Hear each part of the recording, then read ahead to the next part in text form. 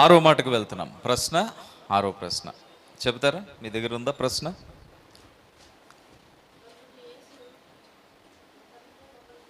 ప్రశ్న ఏంటి నాన్న? ప్రశ్నరా?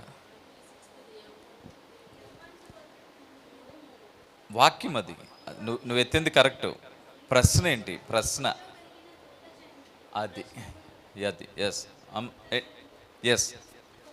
కొత్త జన్మ అనుభవము మీకుందా? ఇది ప్రశ్న రాసుకోండి ఏమా. ప్రశ్న, క్రొత్త జన్మ అనుభవము మీకుందా? అందరూ ఉన్నారు ఇక్కడ.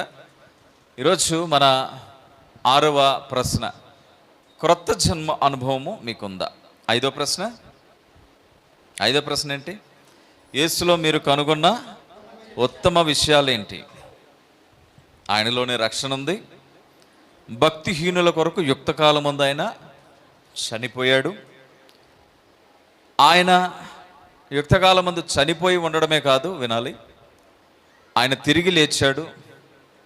ఆయన తండ్రి కుడిపార్శ్వము నుండి మన నిమిత్తమే విజ్ఞాపన కర్తగా ఉన్నాడు. మన భక్తిహీనతలోనే ఆయన ప్రాణం పెట్టాడు. మనం మారిన తర్వాత ఆయన ప్రాణం పెట్టలేదు. మనము మారక మునిపే మనల్ని నమ్మి ప్రాణం పెట్టాడు.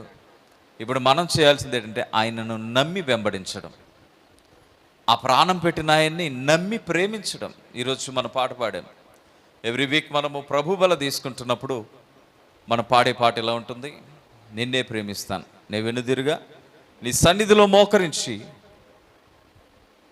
నీ మార్గములో సాగితా, నే వెనుతిరుగను. ఎందుకు మనం ఈ మాట చెప్పాలి అంటే, ఎస్, ఆయన నా యొక్క పాపము నిమిత్తమై క్రయధనము చెల్లించినవాడు. మరి ఎవ్వరు కూడా భూమి మీద నా కొరకు రక్తము చిందించిన వారు కాదు, నా కొరకు బలైనటువంటి వారు కాదు. ఆయనలో ఉన్న ఉత్తమమైన విషయాలు మరి ఏ నరునిలోని మనం చూడలేము, కనిపించవు కూడా. మనం గమనించాల్సింది ఏంటంటే, అంత గొప్ప దేవుడు మన నిమిత్తమై మనుష్య కుమారునిగా మన మధ్యకు వచ్చి మన కొరకు తన ప్రాణమును అర్పించి మన ప్రాణాత్మ దేహములన్నీ పాపము నుంచి శుద్ధీకరించబడాలి అనేటువంటి ఒక గొప్ప వాంఛ చేత మనం ఇంకా శుద్ధీకరించబడక మునిపే, ఒక్క విషయం చెప్తున్నాను, శుద్ధీకరించబడాలి అంటే ముందు రక్తం చిందించాలి. కాబట్టి నిన్ను శుద్ధీకరించడానికి ఆయన రక్తం చిందించాడు. నీవు మంచివాడివి కాబట్టి నీ కొరకు నేను ప్రాణం పెడతాను అనే స్థితిలో లేడాయన. నీవు మంచివానిగా అంటే పరిశుద్ధునిగా, దేవుని బిడ్డగా నువ్వు మార్చబడాలి అంటే పరిశుద్ధమైన రక్తం చేత నువ్వు కడగబడాలి. నువ్వు కడగబడాలి అంటే రక్తం చిందించబడాలి. నువ్వు కడగబడినాక పరిశుద్ధుడివి, కడగబడక మునుపు నువ్వు పరిశుద్ధుడివి, పరిశుద్ధురాలివి కావు. కడగబడినాక పరిశుద్ధుడివి. నువ్వు కడగబడాలి అంటే ఆయన రక్తము ముందే బయటికి రావాలి. జరిగిన కార్యం అదే. మంచివాని కొరకు ఒకడు ప్రాణం పెట్టవచ్చు, నీతిమంతుని కొరకు సహితము ఒకడు ప్రాణం పెట్టవచ్చు. కానీ భక్తిహీనతలో, దుర్మార్గతలో, అన్యాయములో, అపవిత్రతలో జీవిస్తున్నటువంటి వాని కొరకు ప్రాణం పెట్టుట అనేటువంటి గొప్ప విషయము ప్రభు అయిన యేసుక్రీస్తులో తప్ప మరి ఎక్కడ మనం చూడలేం. ఆయన నిన్ను నమ్మి అక్కడ నీ కొరకు ప్రాణం పెట్టాడు. ఆయన నీ కొరకు ఏమాత్రము సందేహించకుండా నిస్సందేహముగా ఆయన రక్తాన్ని వంపేశాడు సిలువలో. నువ్వు ఇది చూస్తే నీ జీవితంలో కొత్త జన్మ వస్తుంది. కొత్త జన్మ అంటే లైఫ్ టర్న్ అవుతుంది, లైఫ్ చేంజ్ చేసుకుంటావు. నువ్వు లైఫ్ చేంజ్ చేసుకోవడం అంటే మతాన్ని చేంజ్ చేసుకోవడం కాదు. ఇది ఎవ్రీ వీక్ మనము కంఠాపదముగా మనం మాట్లాడుతూనే ఉంటున్నాము. లైఫ్ చేంజ్ చేసుకోవడం అంటే మతాన్ని చేంజ్ చేసుకోవడము, వస్త్రాన్ని, కలర్ని చేంజ్ చేసుకోవడము కాదు. మనస్సునే చేంజ్ చేసుకోవడం, రూట్స్ని చేంజ్ చేసుకోవడం, నీ థాట్ ప్రాసెస్ని చేంజ్ చేసుకోవడం, ఆలోచన విధానాన్నే నువ్వు మార్చుకోవడం.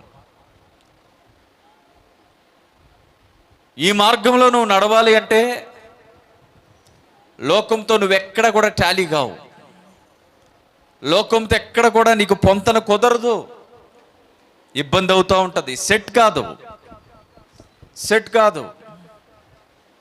సో కాబట్టి ఈరోజు నువ్వు ఆయన రక్తాన్ని, ఆయన త్యాగాన్ని, ఆయన విలువను చూసావా? చూస్తే కొత్త జన్మ అనుభవమును గూర్చినటువంటి ఆలోచన, లేదంటే అటువంటి అనుభవము కూడా నీ జీవితంలో ఉంటుంది. క్రొత్త జన్మను గురించిన అనుభవం. సో మనం చూసామా లేదా? దేనిని? సిలువలో నీ కొరకై చిందించబడిన రక్తము యొక్క విలువ నీకు కనిపిస్తుందా? నీ కొరకై చేల్చబడిన శరీరము యొక్క బాధ నీకు కనిపిస్తుందా? అసలు క్రీస్తుకి నువ్వు కనెక్ట్ అవ్వాల్సిందే. అది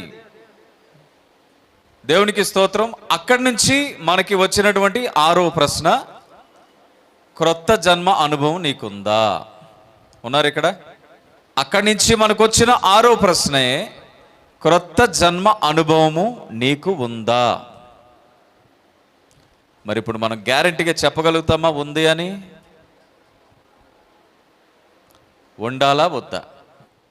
యోహాను సువార్త 3వ అధ్యాయము 3వ వచనము నుండి 8వ వచనం వరకు స్పష్టంగా మనం చదువుదాం.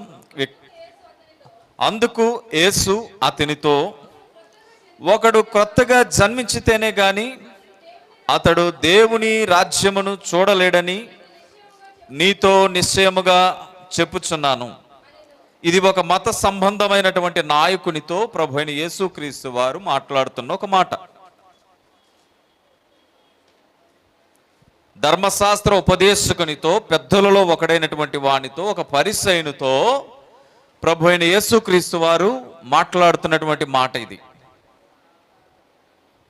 ఒక చీకటిలో వచ్చి సత్యమును గూర్చినటువంటి ప్రశ్నలు వేస్తున్నటువంటి ఒకనితో వెలుగును గూర్చి ప్రభువైన యేసుక్రీస్తు మాట్లాడుతున్నటువంటి మాట ఇది. సత్యమైనటువంటి మార్గంలో నడిపించుటకు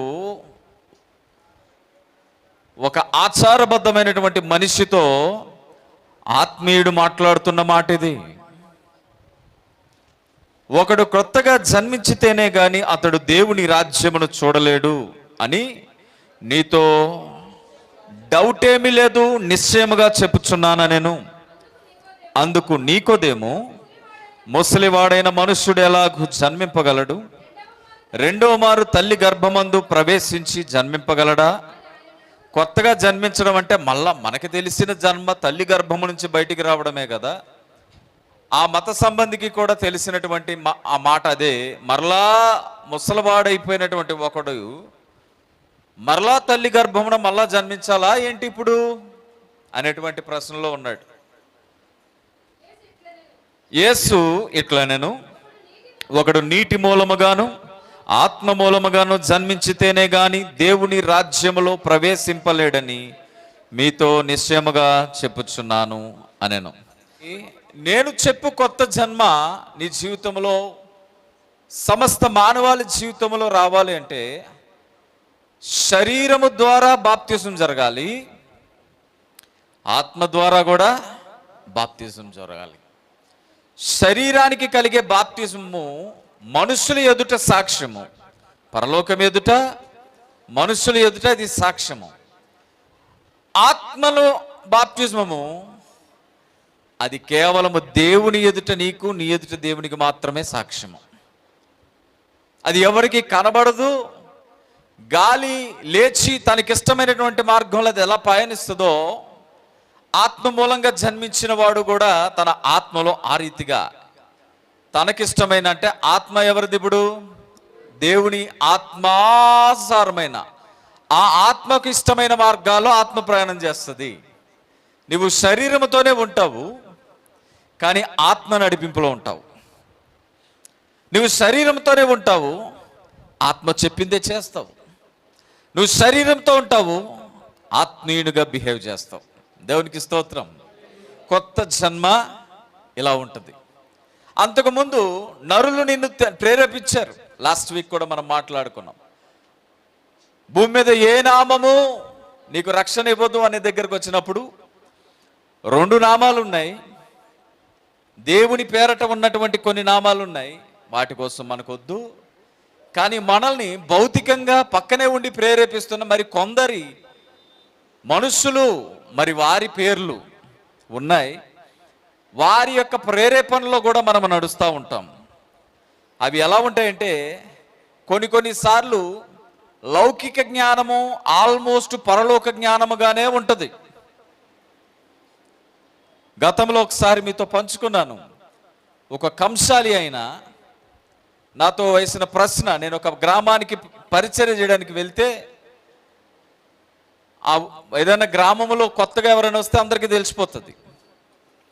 ఆ గల్లీలో నడిచినా ఆ ప్రాంతాల్లో తిరుగుతున్నా తెలిసిపోతుంది. నన్ను చూస్తూ ఎవరయ్యా షాప్కి వెళ్తే అయ్యా కొత్తగా వచ్చారా అన్న అనేటోరు. అలాగే ప్రతి ఒక్కరు. అలాగే ఒకరోజు ఒక కంసాలి దగ్గరికి నేను వెళ్ళాను. ఆయన దగ్గరికి వెళ్తే ఆయనకు ఆల్రెడీ తెలిసిపోయింది నేను పాస్టర్నని, ఆ ఊర్లోకి వచ్చిన పాస్టర్నని. ఆయన అంటాడు, ఈ ఊర్లోకి వచ్చినటువంటి పాస్టర్ గారు మీరేనా? ఎస్ నేనే. మంచిది, మీరేం బోధిస్తారు? యేసుని గురించి బోధిస్తాం, సువార్త బోధిస్తాం, నూతన జన్మను గురించి బోధిస్తాం, మారు మనసుని గురించి బోధిస్తాం. మారు మనసు అంటే ఏంటి? పాపం చేయకూడదు, అపవిత్రత ఉండకూడదు, అన్యాయం ఉండకూడదు, దోషం ఉండకూడదు, మనుషులను ప్రేమించాలి, అసూయ ద్వేషాలు విడిచిపెట్టాలి, శరీరపరమైనటువంటి ప్రతి విధమైన మార్గాలు విడిచిపెట్టాలి. ఇవన్నీ అన్ని మతాల్లో చెబుతున్నాయి కదా. ఎస్. మరి మీరు ఇంకేం చెప్తారు కొత్తగా?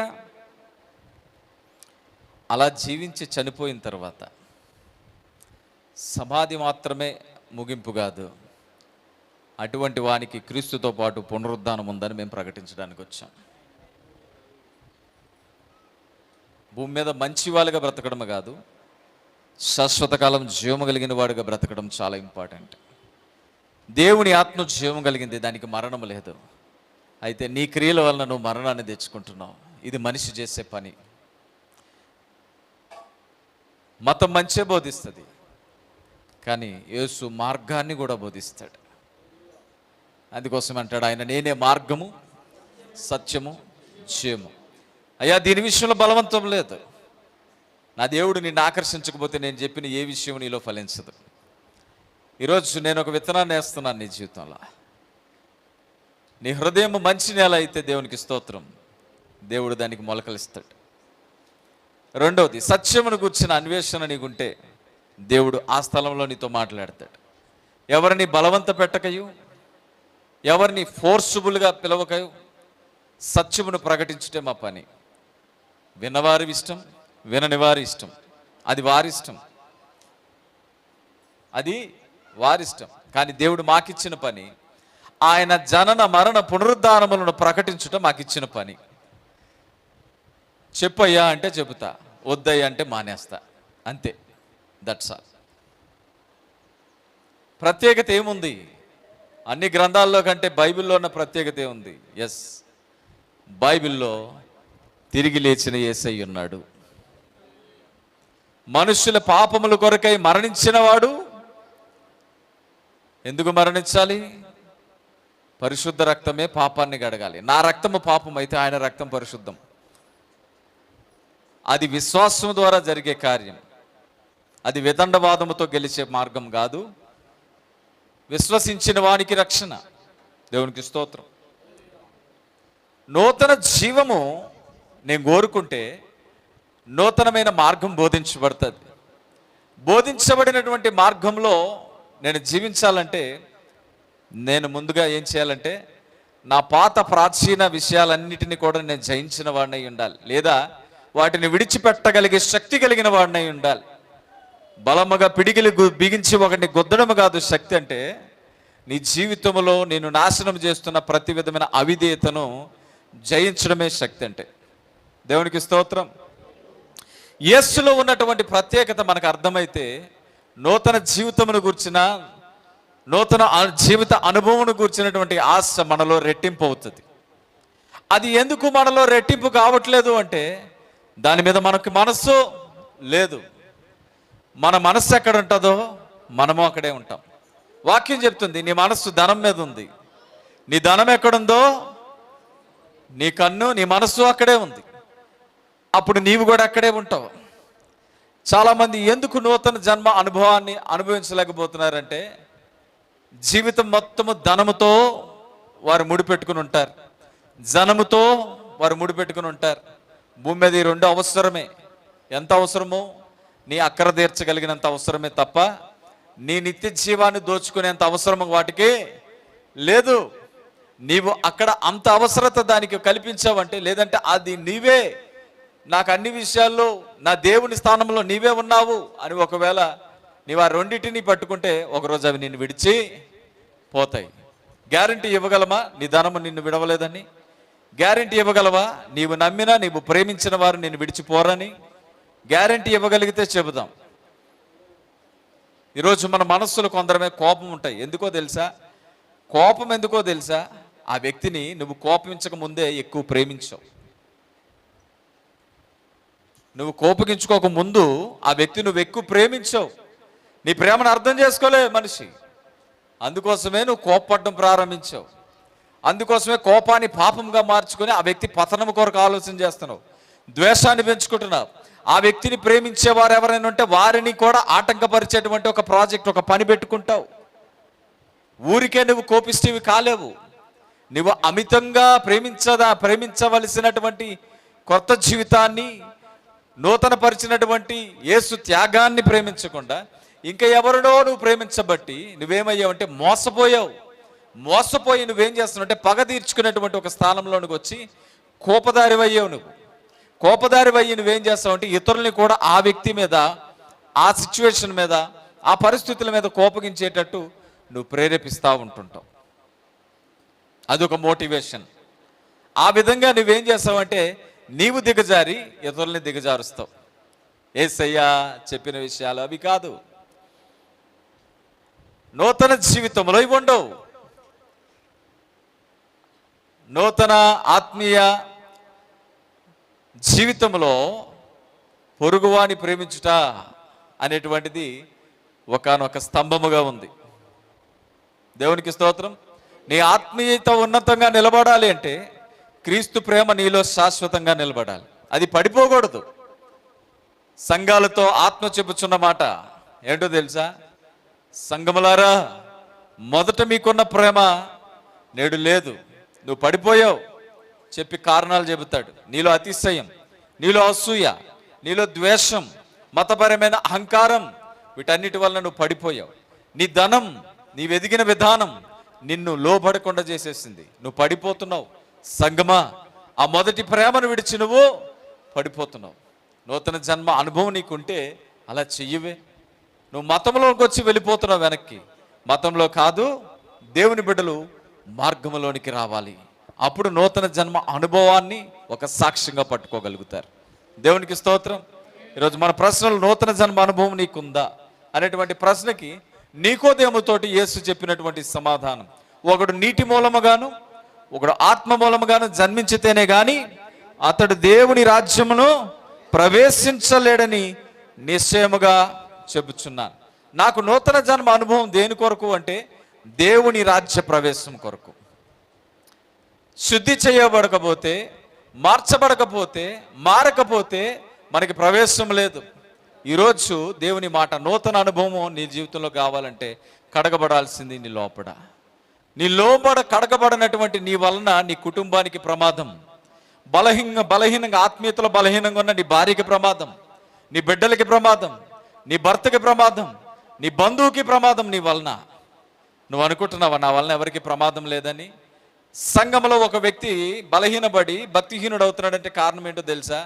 పక్కనున్న నీ బ్యాక్టీరియాడికి అంటింది. దాని పేరు అవిధేయత, దాని పేరు మూర్ఖత్వం, వినని స్వభావం, నేనింతే అనేటువంటి స్వభావం. ఇది కొత్త జన్మ అనుభవం కాదు. కొత్త జన్మ అనుభవం అంటే మార్చబడినటువంటి జీవితం. ఆయన అంటాడు, శరీరము నీటిలో మునిగిన బాప్తిజం కావాలి. ఒకడు నీటి మూలముగాను ఒకడు ఆత్మ మూలంగాను జన్మించాలి. మనం నీటి మూలంగా జన్మించాం, ఇక్కడ అందరం చేయెత్తగలుగుతాం. కానీ ఆత్మ మూలంగా జన్మించావా అంటే అయితే నువ్వు అబద్ధం చెప్పాలి, లేదంటే దానికోసం అర్థం కాకుండా నువ్వు చెయ్యెత్తాలి తప్ప, ఆత్మ మూలంగా జన్మించావంటే గుండెల మీద చెయ్యేసుకుని చెప్పు, నువ్వు ఎత్తగలవా?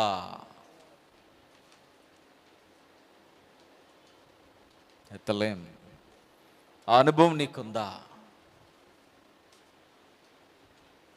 కొన్నిసార్లు ఆత్మ మూలంగా జన్మించినటువంటి వ్యక్తి ఎలా ఉండాలి అనేటువంటి విషయాలు, నూతన జన్మ అనుభవం కలిగినటువంటి వ్యక్తి ఎలా ఉండాలి అనేటువంటి విషయాలు మనకు అర్థం కాక బాప్తిజం తర్వాత కూడా పాత జీవితాన్నే జీవిస్తాం. అదో అసూయ, అలాగే ఆలోచన చేయడం, అలాగే వదర మాటలు మాట్లాడడం, ఇష్టం వచ్చినట్లు మాట్లాడడం, పోకిరి మాటలు, వెకిలి మాటలు. ఎందుకు ఇది ప్రాబ్లము అంటే, ఈ సమస్య ఎందుకు వస్తుందంటే క్రొత్త జన్మ అనుభవం మనకి లేదు. అబద్ధపు జీవితం. సో ఇలా చాలా ఉంటాయి లిస్టు. కానీ 6వ ప్రశ్నలో ఈరోజు కొత్త జన్మ అనుభవం నీకు ఉండాలి అంటే ఒక 3 విషయాలు మీ ముందుకు తీసుకుని రావడానికి ఇష్టపడుతున్నా. మనందరికీ తెలిసిన మాట 2 కొరింథీ పత్రిక 5వ అధ్యాయము 17వ వచనం. కాగా ఎవడైనను క్రీస్తు యేసునందు ఉన్న యెడల వాడు నూతన సృష్టి. అలాగే 1 యోహాను పత్రిక 3వ అధ్యాయము 9వ వచనం. దేవుని మూలముగా పుట్టిన ప్రతి వానిలో ఆయన బీజము నిలుచును గనుక వాడు పాపము చేయుడు. వాడు దేవుని మూలముగా పుట్టిన వాడు గనుక పాపము చేయ జాలడు. దేవునికి స్తోత్రం కలుగును గాక. సో కొత్త జన్మ అనుభవం గురించిన 3 విషయాల్లో క్రీస్తునందు నిజంగా ఒకవేళ కొత్త జన్మ పొందిన వ్యక్తిగా మనం ఉంటే ఈ 3 లక్షణాలు ఉంటాయి. ఒకవేళ లేవు అనుకుంటే ఈ 3 లక్షణాలు ఉండాలి. అందులో మొట్టమొదటిది ఏంటంటే పాప జీవితాన్ని విడిచి పవిత్రతలోనికి నడవడానికి ఇష్టపడినటువంటి వ్యక్తిగా ఉంటాడు. క్రొత్త జన్మము అనుభవం కలిగిన వాడు పాత కాదు, పాప జీవితం, అదే పాత జీవితం. ఆయన పాత జీవితంలో పాపం ఎలా ఉంది అంటే, ఆ పాత జీవితంలో పాపము అవిధేయత అనేటువంటి ఒక మెట్టులో ఉంటుంది. గమనించండి, పాత జీవితము పాప జీవితంలో ఉన్నది ఏంటంట? నెంబర్ 1 అవిధేయత. వినాలి, అవిధేయత. చెప్పండి ఒకసారి, అవిధేయత. పాత జీవితము పాప జీవితము. అవిధేయత. అవిధేయతలో ఏముంటాయి?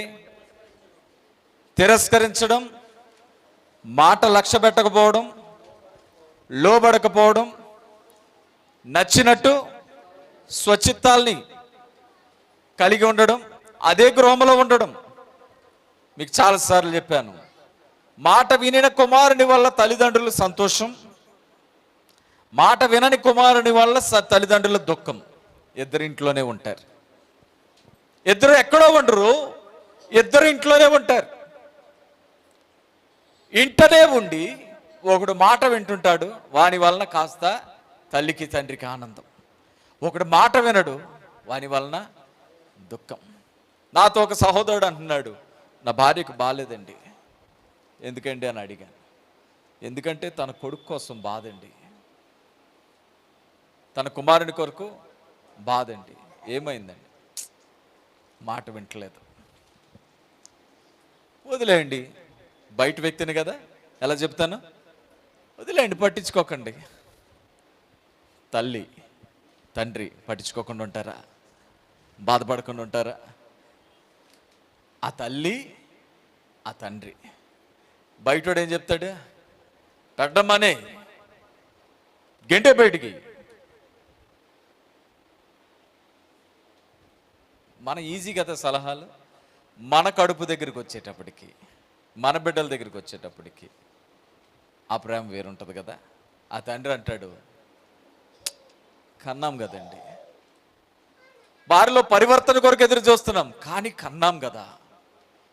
ఇద్దరిని కన్నారు, అందులో ఒక బిడ్డ చాలా బాగా ప్రేమిస్తుంది, కుటుంబం కొరకు బాధ్యత తీసుకుంటుంది, బరువు వేసుకుంటుంది, పగలనక రాత్రనక కష్టపడి ఆ కుటుంబాన్ని పోషిస్తుంది.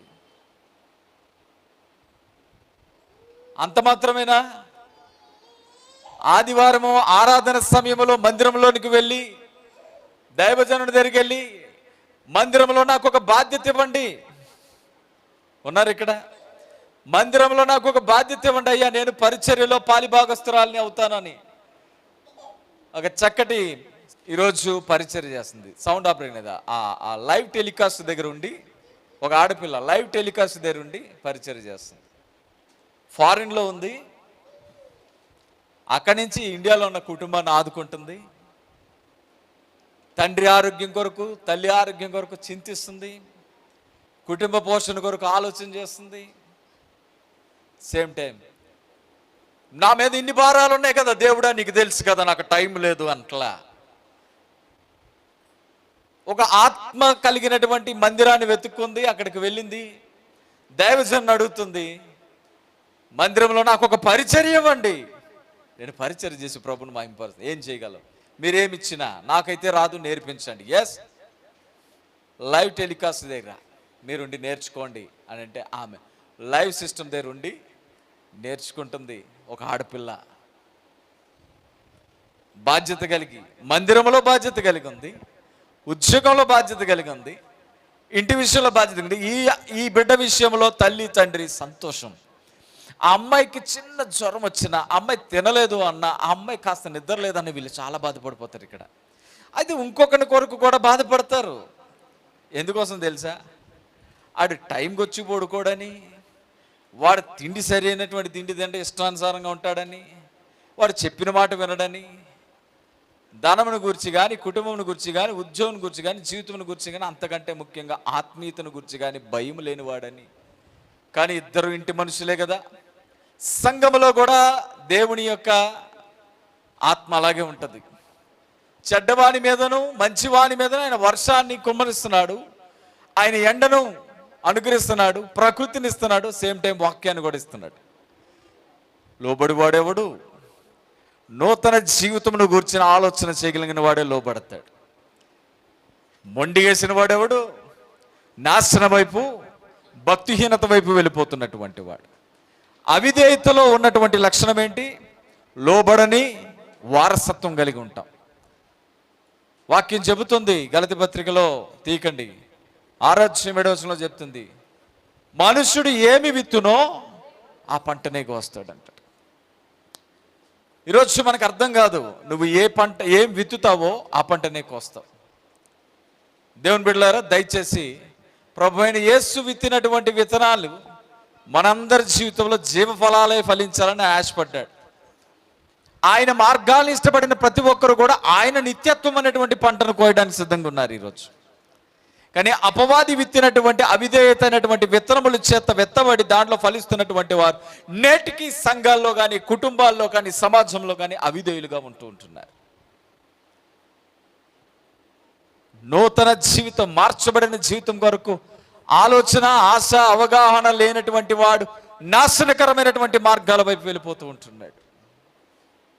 దైవజనం అర్థం చేసుకోవాలి. 6వ ప్రశ్న మనకే, నూతన జీవితం గురించిన అనుభవం నీకుందా? కొత్త జన్మను గురించిన అనుభవం నీకుందా? ప్రపంచానికి నువ్వు క్రైస్తవుడనే మతంలో నుంచి నువ్వు పరిచయం అయితే నీకు నిత్య జీవం రాదు. ప్రభు అయిన యేసు నిన్ను ఆమోదించగలగాలి. ఆయన రక్తముతో నీ స్వభావము కడగబడాలి. ఎంత ప్రయత్నము దేని కొరకండి? ఎంత ప్రయాస దేని కొరకండి? పరలోకంలో నిత్యత్వంలో ఉండటం కొరకే కదా.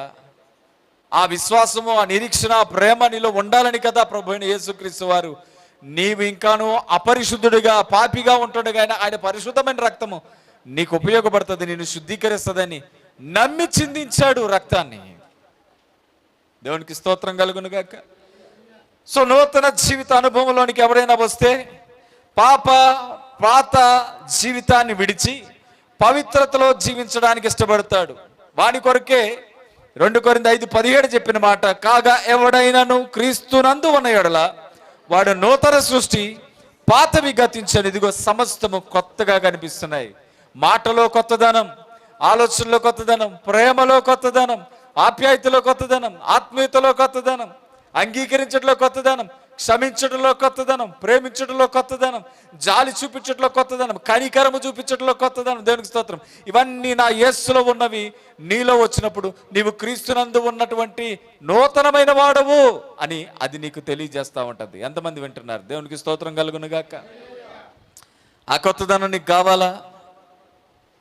అందుకోసం యోహానులో 3:9 మొదటి యోహాను అన్నాడు, దేవుని మూలముగా పుట్టిన ప్రతి వానిలో ఆయన బీజం. బీజం అంటే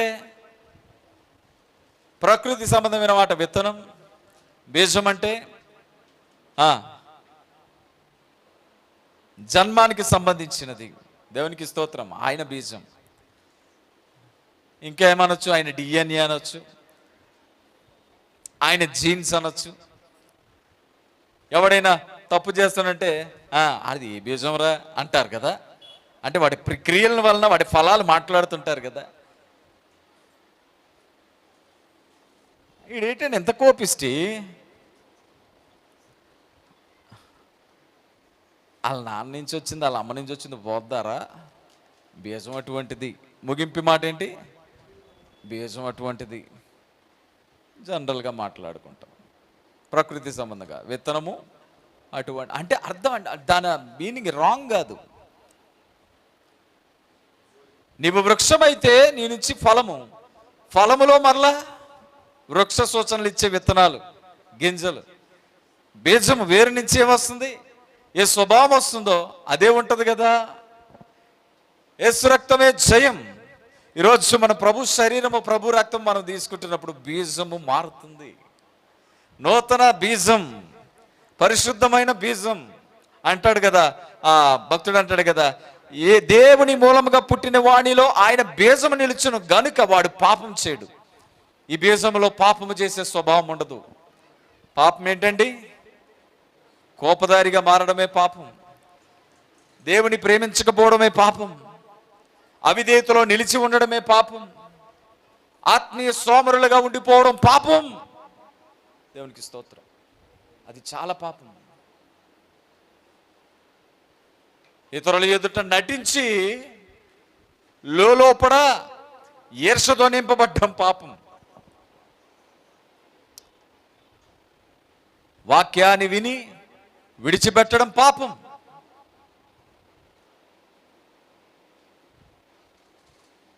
మనుషుల్ని మోసము చేయుట పాపం.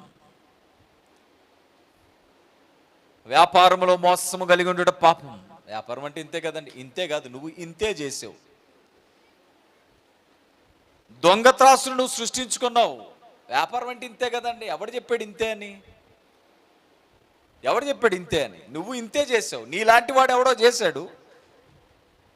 బయట ఇచ్చేది నకిలీదే, ఇది నకిలీదే ఇస్తున్నాం. నా పూర్ణ మనసుతో అంటాం. పచ్చి అబద్ధం. ఇంతకంటే ఘోరమైన అబద్ధాలు మనం చెప్తాం. ఇది ఒక వ్యాపారం.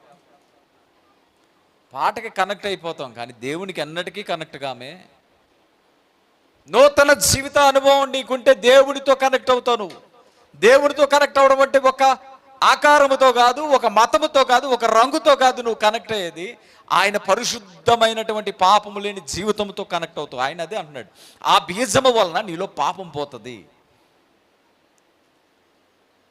ఆయన రక్తము, ఆయన పరిశుద్ధతను నీలో నింపబడడం వలన నీలో ఉన్నటువంటి పాపము బయటికి పోద్ది. అవిధేయత బయటికి పోద్ది. అతిక్రమం బయటికి పోద్ది. నిన్ను వెతికినప్పుడు ఏం కనిపిస్తుంది తెలుసా? ప్రభు అయిన యేసుక్రీస్తు యొక్క పవిత్రత కనిపిస్తుంది. కానీ ఈరోజు నిన్ను నన్ను వెతికితే ఏం కనబడుతున్నాయి?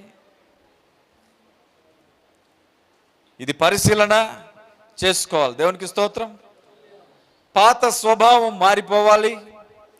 పాపాన్ని ప్రేమించకుండా దేవుని ప్రేమించే మనస్సు మనకి రావాలి. పవిత్రత కోసం ప్రతిరోజు పోరాడేటువంటిది నూతన జీవిత అనుభవం. ఇది పోరాటం. ఆత్మీయతలో నిలవడం అంటే ఒక మతంలో నిలబడడం కాదు. మళ్ళీ చెప్తున్నాను, ఇది ఒక పోరాటం. దేవుని కొరకు నువ్వు జీవించడం, దేవునిలో జీవించడం, దేవునిలా జీవించడం ఒక పోరాటం. అది పోరాటమే. ఏదో కూర్చుని ముచ్చట్లు పెట్టుకున్నటువంటి మాట కాదు అది. హల్లెలూయా అనంగానే మీరు చెప్పేసినంత ఈజీ కాదు అది. అంత ఈజీ కాదు అది. పోరాటం.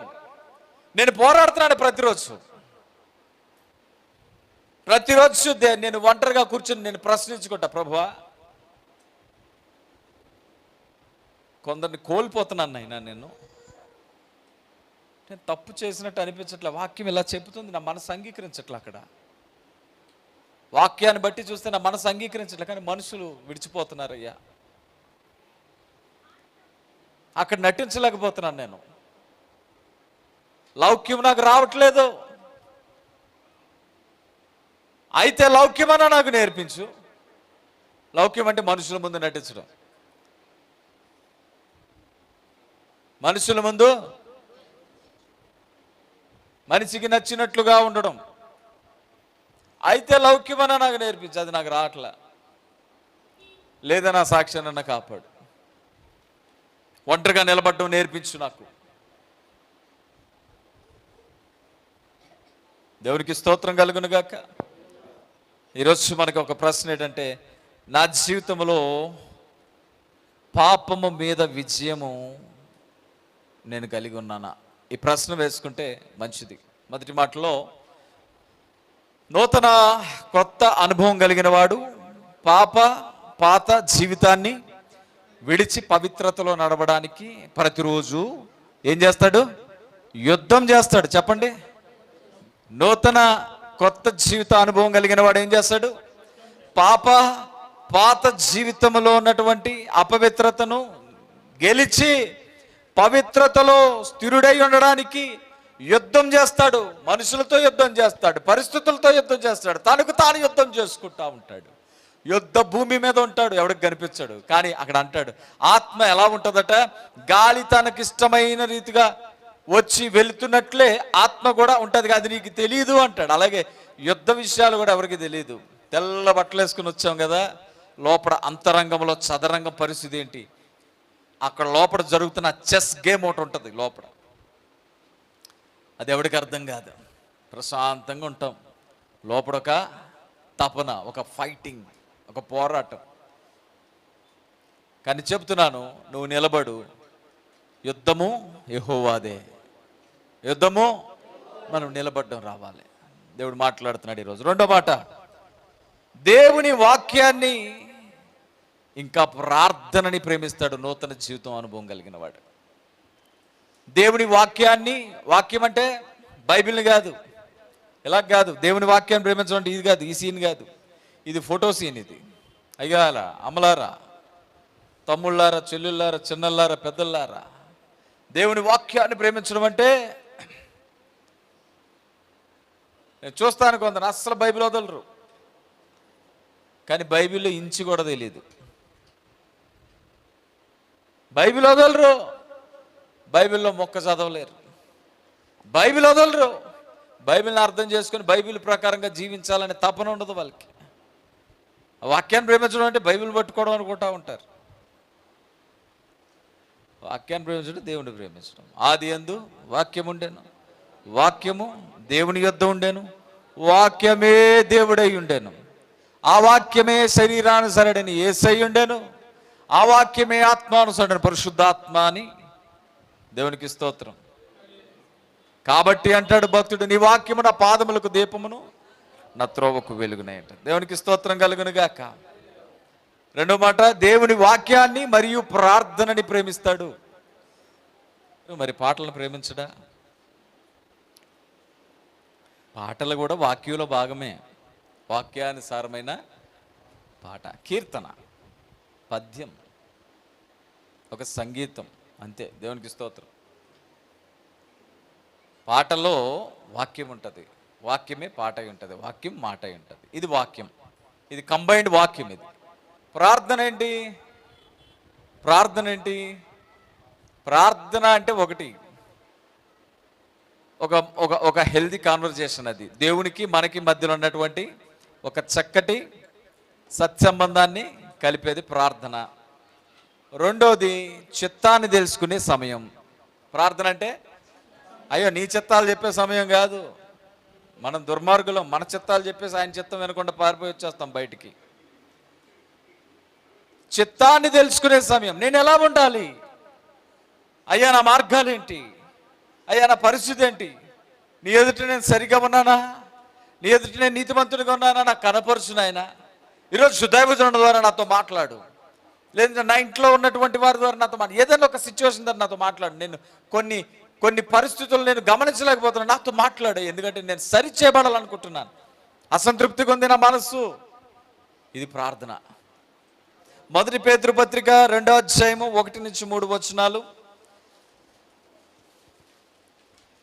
ప్రభువు దయాళుడని మీరు రుచి చూచి ఉన్న ఎడల సమస్తమైన దుష్టత్వమును, సమస్తమైన కపటమును, వేషధారణను, అసూయు, సమస్త దూషణ మాటలను మాని కొత్తగా జన్మించిన శిశువులను పోలిన వారే నిర్మలమైన వాక్యమును పాల వలన రక్షణ విషయంలో ఎదుగు నిమిత్తము ఆ పాలను అపేక్షించుడి. ఏం చెప్తున్నాడండి? మీరు ఒకవేళ దేవుని రుచి చూసి ఉంటే, ఆయన దయాళుడు, ఆయన మనల్ని క్షమించువాడు అని రుచి చూసి ఆయనని ఎరిగి ఉంటే, మీరు ఇప్పుడు చేయాల్సిన పని ఏంటి? నూతన జన్మ అనుభవం పొందినటువంటి వాడు రెండవదిగా చేయాల్సిన పని ఏంటంటే, సమస్తమైన దుష్టత్వమును, సమస్తమైన కపటం ఇది బయటికి కనబడదు, దుష్టత్వం బయటికి కనబడదు, వేషధారణ బయటికి కనబడదు, అసూయ బయటికి కనబడదు, సమస్త దూషణ మాటలు చూడండి. ముందున్న అన్ని ఫిల్ అయిన తర్వాత అప్పుడు దూషణ మాట బయటకు వస్తుంది, ఒక శబ్దం బయటకు వస్తుంది. నువ్వేం మాట్లాడుతున్నావు నీకు తెలుస్తుందా? నీ లోపల నువ్వు నింపుకున్నదే బయటకు పంపుద్ది. లోపల నువ్వు నింపుకున్నదే నువ్వు బయటకు పంపుతావు. లోపల నీకు మర్యాద లేదనుకోండి, బయటికి మర్యాద ఉండదు. లోపల నీకు ప్రార్థనాత్మ లేదనుకోండి, బయటికి ప్రార్థన రాదు. లోపల నీకు దేవుని వెతికే గుణం లేదనుకోండి, బయటికి దేవుని గురించిన సంభాషణ రాదు. లోపల నీకు ఇతరులకు క్షమించే తత్వం లేదనుకోండి, బయటికి అది రాదు. లోపల అసూయ ఉంటే బయటికి రావడానికి కొంచెం టైం పడుతుంది. ఎందుకంటే ఇక్కడ మళ్ళీ లౌక్యం వాడతాం, కొంచెం వెయిట్ చేస్తూ ఉంటాం, టైం చూసుకొడదామని చెప్పి. ఇది ఆత్మీయుని పని కాదు, ఇది ఆత్మీయుల పని కాదు. సమస్తమైన దుష్టత్వం విడిచిపెట్టాలి, అది దేవునికి ఇష్టం లేని మార్గం. కపటం విడిచిపెట్టాలి, వేషధారణ, అసూయ, దూషణ మాటలు, ఇతరులని దూషించే మాటలు సప్మని మాట్లాడుతూ ఉంటాం. అక్కడ ఏంటంటే మనమే నీతిమంతులం అన్నట్టు మాట్లాడుతూ ఉంటుంటాం. అది నాకు తగదు, మీకు తగదు. మనమందరం ఈ విషయాల్లో సరిచేయబడును గాక. దేవుడు తన రక్తముతో మన మాటల్ని శుద్ధీకరించును గాక. దూషణ మాటలు బహు ప్రమాదకరమైనవి. నీ నోటి మాట జాగ్రత్త. సరే, పాస్టర్ గారు మాట్లాడొద్దన్నాడు కాబట్టి మాట్లాడకుండా లోపల అసూయించుకుందామా, దుష్టత్వం ఉంచుకుందామా, అహంకారం ఉంచుకుందామా, వేషధారణ ఉంచుకుందామా, కపటం ఉంచుకుందామా? అయితే నీకు ఒక విషయం చెప్తా, ఈరోజు నువ్వు మాట్లాడకపోయినా ఒకవేళ రేపో ఎల్లుండో నోరు తెరిస్తే అయ్యే వస్తాయి. లోపల అయ్యే ఉన్నాయి కాబట్టి క్లీన్ అవ్వాలి. లోపల నూతన జీవిత అనుభవం అంటే ఇవన్నీ మార్చబడాలి, ఇవన్నీ మార్చబడాలి. పేతురులో బలహీనతలు ఉన్నాయి, దాని కొరకు పోయిన వారం మాట్లాడుకున్నాం. కానీ పేతురులో అమితంగా యేసుని ప్రేమించే లక్షణం ఉంది, గుణం ఉంది. దాని కొరకు కూడా మాట్లాడుకున్నాం.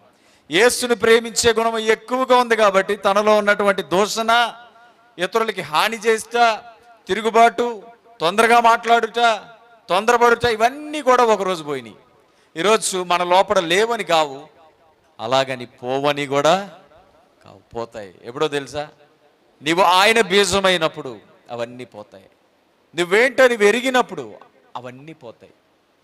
సమస్తమైనటువంటి శరీరపరమైనటువంటి విషయాల్ని విడిచి ఆయన అంటాడు, నిర్మలమైన వాక్యం అనే పాలను రక్షణ విషయంలో ఎదుగు నిమిత్తమే అపేక్షించండి. వాక్యం అనేటువంటి పాలు మీరు రక్షణలో ఎదుగుటకు అవి మీకు అవసరము. వాటిని మీరు రక్షణలో ఎదుగు నిమిత్తము వాటిని అపేక్షించండి, వాటిని కోరుకోండి. వాక్యం తెలిసిన వాడు ప్రార్థన చేయడం వస్తుంది. ఈరోజు నిర్భయంగా చెప్తారా నాకు ప్రార్థన చేయడం వచ్చని?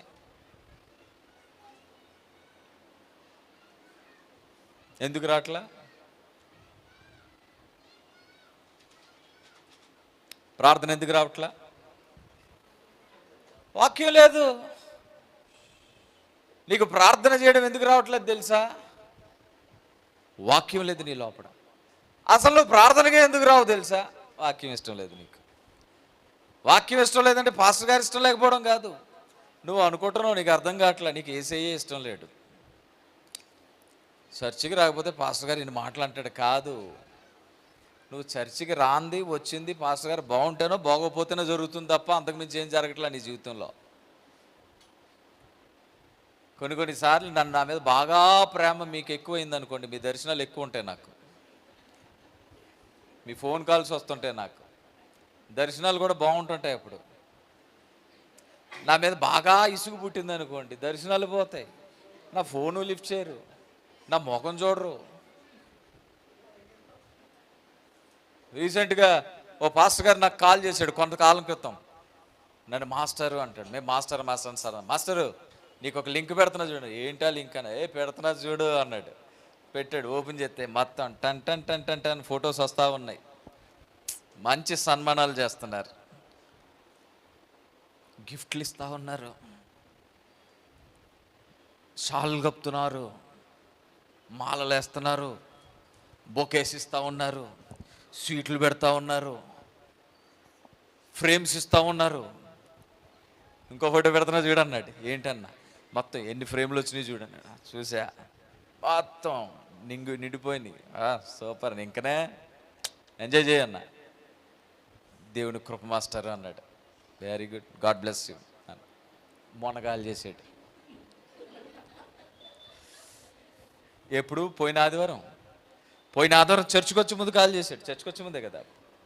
పోయిన ఆదివారం వేరే మూడ్లు ఉండేది చెప్పలేదు. అంటే సందర్భం ఇప్పుడు వచ్చింది కాబట్టి చెప్తున్నా, వినాలి దయచేసి. అందరూ కాల్ చేసాడు. మనసు అంత బాధగా ఉంది మాస్టర్. అన్నా, నేను ఎక్కువగా ప్రేమించిన వాళ్ళే నాకు కనబడకుండా వెళ్ళిపోయారు. ఎవరాలు? మన ఫోటోలో ఉన్న వాళ్ళు. అవును మాస్టర్.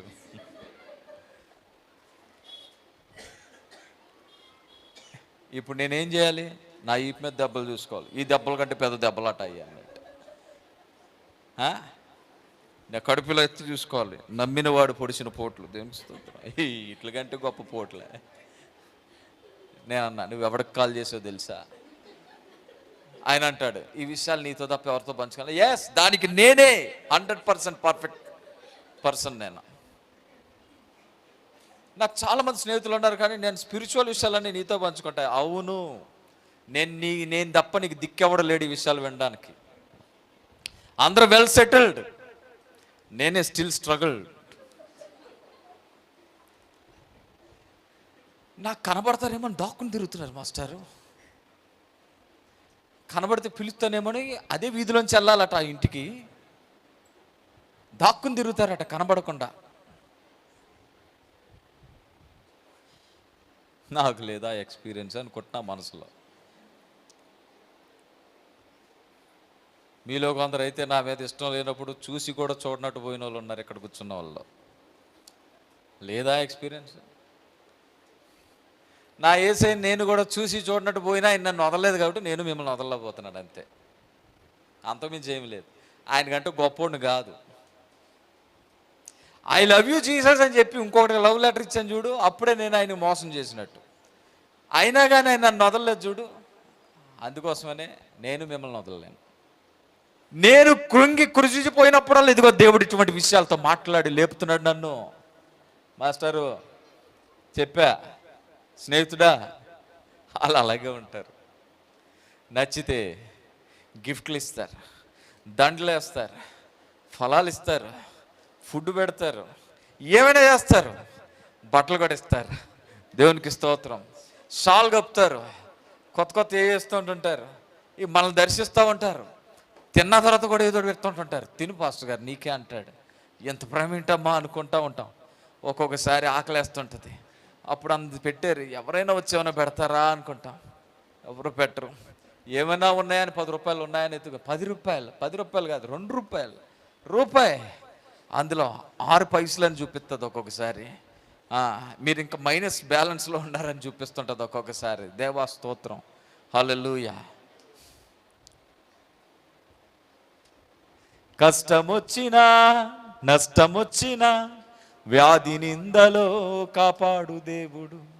ఈ నిరీక్షణ నన్ను సిగ్గుపరచదు, యేసుతో సదా నిత్యముందును. దేవునికి స్తోత్రం. ఇవన్నీ ఎప్పుడో నేర్పించాడు. కానీ వెళ్తూ ఉంటున్నప్పుడు వస్తున్న అనుభవాలు కాస్త పోట్లు ఉంటాయి. ప్రేమిస్తే అంత దగ్గరగా ఉంటాం, కోపిస్తే మన ఇష్టం కదండి. దేవునికి స్తోత్రం, హల్లెలూయా. కాబట్టి పాస్టర్ గారిని ప్రేమించి ఒకవేళ వస్తే ఇదిగో ఇదే జరుగుతుంది మన జీవితంలో. పాస్టర్ గారిని ద్వేషించకపోతున్నా కూడా ఇదే జరుగుతుంది మన జీవితంలో. కానీ ఈరోజు నువ్వు ప్రశ్న వేసుకో, నువ్వు వాక్యాన్ని ప్రేమిస్తున్నావా? ప్రార్థనతో దేవునితో కనెక్ట్ అయి ఉంటున్నావా? నీ లోపల ఇది ఉండదు. నూతన జన్మ, నూతన జీవిత, నూతన పుట్టుక అనుభవం వేరే లెవెల్లో ఉంటుంది. అది ఇవన్నీ చూడదు. పేతురులాగా వెంబడిస్తున్నట్టది. ఏ పేతురు పక్కపో అంటే నేను నీతో ఉంటా అంటాడు. పేతురు అన్నాడా? ఏమన్నాడు రా? సాతానా పో వెనక్కి పో. ఓకే అన్నాడు తప్ప విడిచిపెట్టలా. పేతురు ప్రతిసారి పేతురే టార్గెట్. అదేంటో పేతురు మళ్ళా పట్టుకుని పోయే వలలకి ఏం చేయను ప్రభు, ఆకలేస్తుంది, ఆహారం ఏం లేదు, నువ్వేం సడన్గా వదిలేసు. పేతురు అబద్ధాలు చెప్పడానికి రెడీగా ఉండే. నేను అస్సలు చెప్పను. చెబుతావు పేతురు. నేను చెప్పను. చెబుతావు. కోడి కోయకు మునిపే 3 సార్లు చెబుతావు పేతురు. నన్నే ఎందుకయ్యా టార్గెట్ చేస్తున్నావు? ఎందుకంటే ఐ లవ్ యూ. నేను నిన్ను ఎప్పుడు ప్రేమిస్తున్నాను తెలుసా? అబద్ధపు ఆత్మ నీలో ఉంటుండగా ప్రేమిస్తున్నాను పేతురు. దౌర్జన్యపు ఆత్మ నీలో ఉన్నట్టు ప్రేమిస్తున్నాను. మరలా వెనుతిరిగే స్వభావం నీ లోపల ఉన్నా ప్రేమిస్తున్నాను. లోకాన్ని ఆశిస్తున్నప్పుడు ప్రేమిస్తున్నాను. అంతా చెప్పి మరలా ఆయన్నే పిలిచి, పేతురు నా సంఘాన్ని నీకు ఇస్తాను, జాగ్రత్తగా చూడు. ఎందుకంటే పేతురు యేసుని ప్రేమిస్తున్నాడు. సీమోను, పేతురు నువ్వు నన్ను ప్రేమిస్తున్నావంటే అంటాడు, నేను ప్రేమిస్తున్నావు లేదో నీకు తెలిసిన ఆయన అంటాడు. దేవునికి స్తోత్రం. ఆ ఇంటర్లింక్ గొప్పది. ఈరోజు నీకు దేవునికి ఇంటర్లింక్ ఉందా? నువ్వు నీ ప్రార్థనలో నువ్వు చెప్పగలవా, నేను నిన్ను ప్రేమిస్తున్నాను లేదో నీకు తెలుసయ్యా? నీ వాక్యమును నేను వెంబడిస్తున్నానో లేదో నీకు తెలుసయ్యా? నేను లోబడుతున్నానో లేదో నీకు తెలుసా అని కాన్ఫిడెంట్గా చెప్పగలవా? దేవునికి స్తోత్రం. నూతన జీవిత అనుభవం దేవుని విడిచిపెట్టదు, దేవుని వెతుకుతూ ఉంటుంది. ఆరంభములో ఆర్భాటంతో చేస్తాం. బాప్తిజం పొందిన కొత్తలో ఆర్భాటంతో చేస్తాం. మెల్లగా చల్లారిపోతున్నావే ఎందుకు? నాలాంటి దైవజనులు నిన్ను డిస్టర్బ్ చేయరు. నీ ఆసక్తిని బట్టే ఏదైనా. 12 మందిలో 11 మంది ఎలా ఉన్నారు, అందులో ఒకడు ఇంకా మోసగాడ, ఇంకో వెనకకున్నారు. పిలిస్తే వస్తున్నారు, పిలిస్తే వస్తున్నారు, చెబితే చేస్తున్నారు, చెబితే కూడా కొంతమంది ఏదేదో అంటున్నారు. కానీ ఒక్క పేతురు ప్రతిసారి ముందుంటున్నాడు, ప్రతిసారి ముందుంటున్నాడు. వస్తాడు, ఏదోటి పొరపాటు చేస్తాడు, తిట్లు తింటాడు, కానీ ముందే ఉంటాడు, విడిచిపెట్టలా. ఒకనొక రోజు రక్షకుడు అనే యేసయ్య తిరిగి తండ్రి కుడిపార్శ్వమునకు వెళుతూ వెళుతూ పేతురునే పిలిచి, సంఘపు తాళపు చెవులు నువ్వు తీసుకో, జాగ్రత్త నా సంఘాన్ని అప్పగించాడు. ఈరోజు సంఘంలో కూడా పిలవాలి, పిలవాలి. అమ్మా రండి, మీకు దేవుడు తలాంతులు ఇచ్చాడుగా, రండి, దేవుడు పరిచర్య చేయండి, పిలవండి. పాస్టర్ గారు పిలిస్తే వస్తాం. వాళ్ళకి చెప్పట్లేదా? కొంతమందికి వాక్యం చెప్తే, కొంతమందికి దేవుడు యేసయ్య వెళ్ళి పిలిచాడట. కొంతమందిని వచ్చిన వారిని కలిగి ఉన్నాడట. కొంతమందిని ఆకర్షించాడు, కొంతమంది దగ్గరికి వెళ్ళి మాట్లాడాడు. ఈ 2 పరిచర్యలు జరిగినాయి యేసయ్యలో. నీ విషయంలో పిలుపు రావట్లేదంటే నువ్వు వెనకబడి ఉన్నావని అర్థం. పిలిచినా లోబడని స్వభావం నీ లోపల ఉందని అర్థం. కొందరిని ఎందుకు పిలుస్తున్నామంటే వాళ్ళకి ఏమీ తెలీదు, వారికి పిలిచి నేర్పించాలి. అందుకోసమే కొందరు నేనేం చేస్తానంటే ఖచ్చితంగా మీరు రావాలంటే, ఎందుకంటే వాళ్ళకి కష్టమని నష్టమని ఎదురు చెప్పరాలు. నేను రాను, నాకు పని ఉంది అనరాలు. ఖచ్చితంగా మీరు ఉండాలి అని కొందరికి చెప్పగలుగుతాను, కొందరికి కుదురుద్దా అంటాను. అంటే అర్థం ఏంటో తెలుసా? మీరు చాలా దూరంగా ఉన్నారని అర్థం. మీరు చాలా దూరంగా ఉన్నారని అర్థం. అయినను వీరిని కోల్పోలేము, మిమ్మల్ని కోల్పోలేము. ఎందుకంటే యేసు నన్ను కోల్పోకుండా నన్ను ప్రేమించిన వాడు మిమ్మల్ని ప్రేమిస్తున్నాడు. మంద ఆయనది, ఆయన అప్పగించిన కాపరిని నేను, ఆయన పెట్టిన కాపరిని. సో కొంచెం వ్యసనం కలిగిన, బాధ కలిగిన, కోపం కలిగిన, దుఃఖం కలిగిన మరలా ఆయన పనివాడిని కాబట్టి లోబడ్డమే మా పని. కోపగించుకున్నా, మౌనంగా ఉన్నా ఆయన పనివారం కాబట్టి లోబడ్డమే మా పని. ఈ ఆదివారం పూట మీతో ఇలా మాట్లాడడానికి గల కారణము ఆ లోబడుట్లో భాగమే. దేవుని బిడ్డలారా, దయచేసి అర్థం చేసుకోండి. వాక్యాన్ని ప్రేమించేవారుగా, ప్రార్థన చేసేటువంటి అలవాటు కలిగిన వారుగా మనం ఉండాలి. కొత్త జన్మ అనుభవం నిర్లక్ష్యం చేయొద్దు, నేర్చుకోవాలి. ఇది సండే స్కూల్. చెప్పండి, ఇది సండే ఎవరికండి? మనందరికీ సండే స్కూల్ ఇది. నీ డైలీ స్కూల్కి ఇచ్చే విలువ సండే స్కూల్కి ఇవ్వలేకపోతున్నావు అంటే నువ్వు నీ స్కూల్ మీద నీకు ఆసక్తి లేదు, ఈ పాఠాల మీద నీకు ఆసక్తి లేదు, ఈ క్లాస్ రూమ్ మీద నీకు ఆసక్తి లేదు. నేను టైం కోసం కూడా ఎందుకు అంత అలా చెబుతానంటే, క్రమశిక్షణ కలిగిన స్టూడెంట్స్ క్లాస్ రూమ్కి ఎప్పుడు ఉంటారండి? వెళ్దాంలే అని మెల్లగా కొంతమంది వస్తారు. ఎప్పుడు వస్తారండి వీళ్ళు? మనం అలా ఉండకూడదు అంటున్నాను నేను. కొంచెం అంటే కొన్ని వివరణాత్మకంగా మీతో చెప్పడానికి గల కారణం మిమ్మల్ని మీ మనసులు కష్టపెట్టడానికి కాదు, మిమ్మల్ని సరి చేయడానికి. అంతే. మనం ఎంత టైం ఇస్తున్నామండి దేవుని కొరకు? ఎంత ఇస్తున్నాం టైం చెప్పండి? అయిపోయింది, ఆల్మోస్ట్ టైం అయిపోయింది కదా, ఆల్రెడీ టైం అయిపోయింది. ఎంత ఇస్తున్నాం మనం టైం? అది దాటింది. మనం ఎప్పుడు వచ్చామని చూడడం, అది దాటుతుందని చూస్తామా లేదా? మనం ఎప్పుడు వచ్చామని చూడడం, ఎప్పుడు వెళ్ళాలి అనేది చూస్తాం. ఎందుకంటే నెక్స్ట్ ప్రోగ్రామ్స్ ఆల్రెడీ ఫిక్స్ చేసుకుని వస్తాం. సండే కదా, ఫంక్షన్స్, ఫ్రెండ్స్, పుట్టినరోజులు, ఆ రోజులు, ఈ రోజులు, వాటికి ఇచ్చే ఇంపార్టెన్స్ వాక్యం కొరకు మనం ఇవ్వలేం కదా. మనమే ఇవ్వలేకపోతే నెక్స్ట్ జనరేషన్ మరి వీళ్ళు ఏమైపోవాలి? వాళ్ళ రక్షణను భగ్నం చేసేటువంటి ప్రయత్నం మీరు చేయట్లేదా? దేవునికి స్తోత్రం కలుగునుగాక. వాక్యమును అపేక్షించండి. వాక్యము ద్వారా నువ్వేమవుతావు? ప్రార్థనలో నువ్వు ఎదుగుతూ ఉంటావు. ముగిస్తాను నేను. కీర్తన గ్రంథము 119:5 నీ వాక్యము నా పాదములకు దీపము. ఎందుకు నేను వాక్యాన్ని అపేక్షించాలి? ఎందుకు వాక్యానుసారమైన ప్రార్థన జీవితాన్ని నేను కలిగి ఉండగలుగుతానంటే, వాక్యము నా పాదములకు దీపము, నా త్రోవకు వెలుగది. త్రోవలు ఎక్కడున్నాయని చెప్పాను లాస్ట్ వీక్. చూడండి ఎక్కడున్నాయి త్రోవలు. మన త్రోవలు ఎక్కడున్నాయి?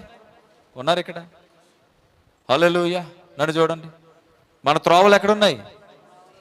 మన ఆలోచనలు ఉన్నాయి. వెలుగు ఎక్కడికి వస్తుంది ఇప్పుడు? దేవునికి స్తోత్రం.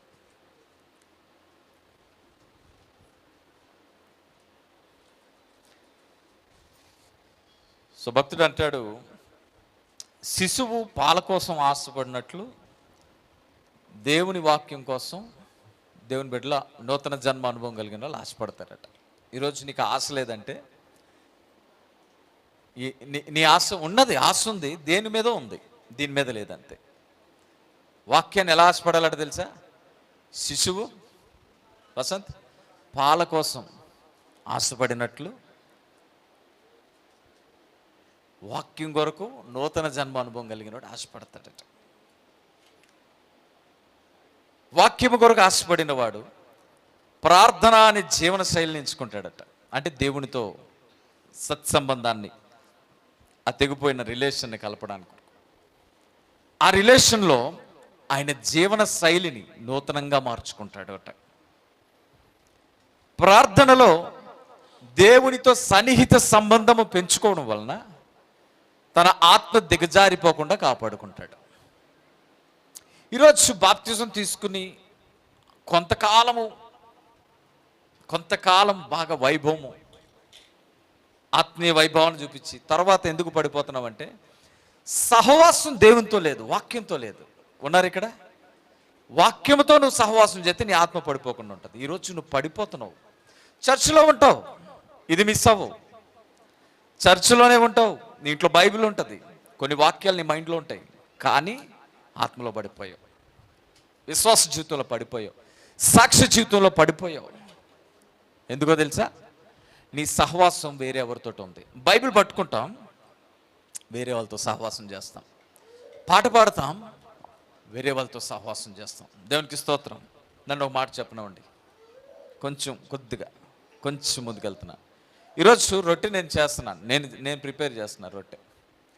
రొట్టె నేను ప్రిపేర్ చేసేటప్పుడు మా పాస్టర్ గారు, మా అమ్మ మాకు చిన్నప్పటి నుంచి మాకు రొట్టె కోసం చాలా విలువైన విషయాలు చెప్పేది.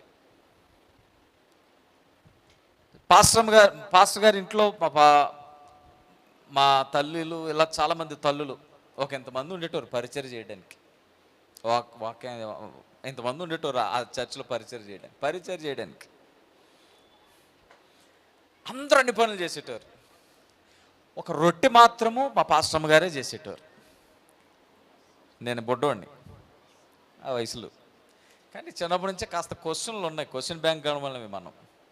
రోజు మా అమ్మని అడిగా, అమ్మ అన్నీ మీరే చేస్తారు పనులు, అంత సంఘమే చేస్తుంది, రొట్టె మాత్రం పాస్టర్ గారు ఎందుకు చేస్తారమ్మా, మీకు రాదా, రొట్టె చేయడం మీకు రాదా అని అడిగితే అమ్మంది, ఆమె ఆత్మీయ తల్లి, ఆత్మీయ బిడ్డలకు అవసరమైన ఆహారాన్ని ఆత్మీయ తల్లే సిద్ధపరుస్తుంది. అదొకటి. రెండోది, రొట్టెని మేము విరిచి తినేటోళ్ళమే. మీకు విరిచి ఇస్తున్నాం కదా, విరగొట్టింది ఇస్తున్నాం కదా, అది కాదు. ఇది ఇప్పుడు ట్రెండ్. ఇది అంతే ఇండివిజువల్ భక్తి కాదు. ఇప్పుడంతా ఇండివిజువల్ భక్తి. అంతకుమించి ఇంకా మీరు మెగా చర్చెస్కి వెళ్ళారంటే అంతా మీకు రెడీమేడ్ ఆర్డర్ వచ్చింది, అది పల్చగా ఉంటుంది, నోట్లో అప్పడంలాగా ఇంకా బిల్క్మంటుంది అది. ఇది కానీ అప్పుడు అలా కాదు. ఒక పాత్ర, ఒక రొట్టె, ఒక రొట్టె, ఒకే పాత్రలోనిది, ఒకే రొట్టెలోనిది ముక్క తినడం అనేటువంటిది అలవాటు కదా. ముక్క విరుచుకుంటూ వెళ్ళేది పరిస్థితి. ఈరోజు నేను రొట్టె చేస్తున్నట్టే నాకు అది గుర్తొచ్చింది. లోపల ఒక ప్రేరేపణ వస్తుంది. నేనేం చేస్తున్నానంటే అది విరవబడ్డానికి దానికి అవసరమైనటువంటి సెటప్ చేస్తున్నాను. కానీ లోపల ఒక మాట వచ్చింది. ఏంటో తెలుసా? ప్రతి వారం రొట్టె మిగులుతుంది. రొట్టె నేను చేస్తున్నప్పుడు లోపల వస్తున్న మాట ఏంటో తెలుసా? ఒక ముక్క నువ్వు చింపి మిగిలిన దానికి ఇచ్చేసే, వాళ్ళే చింపుకుంటారు. ఎవరికైనా సరిపోకపోతే ఎవరి దగ్గరైనా ఉంటే వాళ్ళు పెడతారు. వాళ్ళే చింపుకునే తింటారు. రొట్టె అయిపోవాలి. దేవుని వాక్యంలో ఏం చెప్తాడు తెలుసా? రొట్టె ఉండకూడదట, రొట్టె అయిపోవాలి, మిగలకూడదు. పస్కా బల్లలో మిగలకూడదు, ఆ రోజు కంప్లీట్ అయిపోవాలి. అది మాట్లాడుకున్నాం, గుర్తుందా మీకు? పస్కా గొర్రెపిల్ల విందులో ఆ రోజు రొట్టెలు గొర్రెపిల్ల అయిపోవాలి, రేపటికి ఉంచుకోకూడదు. మీకు అర్థమవుతుందా అమ్మా? నువ్వు కూడా వినాలి. రేపటికి ఉంచుకోకూడదు, మనం ఆ రోజు అయిపోవాలి. ఆయన ఏమంటాడంటే ఆ రోజు మీరు తినేసేయండి. అది ఒకవేళ అది ఎక్కువ అవుతుందని మీకు అనిపిస్తే కొంతమందిని పిలుచుకుని మీ దగ్గర కూర్చోబెట్టుకున్నాడు. అంటే దీని అర్థం ఏంటో తెలుసా? కొందరిని మీరు ప్రభు సన్నిధికి నడిపించండి అని అర్థం. రొట్టె మిగులుతుంది, కొందరిని మీరు ప్రభు సన్నిధికి నడిపించండి. రెండు ఉంటాయి ఇక్కడ. ఒకటి, రొట్టె మొత్తం మనకి సరిపోవాలి. ఒకవేళ మిగిలేటట్టు రొట్టె ఉంటే నా తరపు నుంచి ఖచ్చితంగా రొట్టెని తినడానికి ఒక వ్యక్తిని నేను నడిపించాలి దేవుని సన్నిధికి. ఈ బరువు ఉందా, బాధ్యత ఉందా మనకు? అసలు వాక్యం మనకు అర్థమైతే ఇవన్నీ చేస్తాం కదా. ఉదయం నేను రొట్టె చేస్తుంటే దేవుడు నాతో మాట్లాడుతున్న సబ్జెక్ట్ ఇది. ఆయన శరీరము ముక్కలవుతుంది, అందరికీ పంచిపెట్టబడాలి. నా ముగింపు మాట, ఆయన అందరినీ ప్రేమించాడు, మనము అందరినీ ప్రేమిద్దాం. That's all. దేవునికి స్తోత్రం కలుగును గాక. దేవుడి మాటలు దీవించును గాక. లేచి నిలబడదాం.